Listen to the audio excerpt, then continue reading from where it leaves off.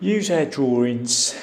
The layouts are pretty much the same. It features the profile at the top right hand corner. As you scroll down the right hand side of the page, you've got all the generic information to do with the profile: loadings, fire ratings, if there's any propping required.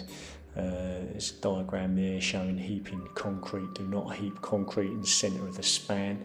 And then we scroll over to the drawing itself. You see these black lines? These are signified on the physical packs on site by splash marks, and that's the orientation, and the facing of the pack must be facing that way where the black line lies.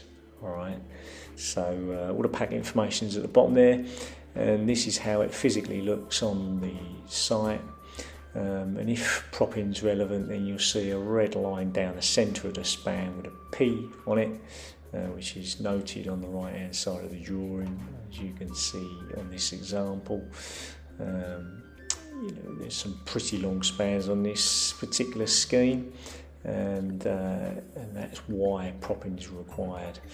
The reinforcement detail is on a section on part of the drawing, and all the pack marks are there to show you where to place the packs. Again, you see the black line signifying the orientation. This is an example of roof deck. Roof deck's a bit different. It doesn't matter which way you lay roof deck on the roof. They're pretty symmetrical, the panels. If there is an orientation mark, we will feature it on the top right hand corner here. All the dimensions and the deck type is always featured at the top right hand corner of the drawing, and any loading data, profile identities are featured there. Any questions, give us a call.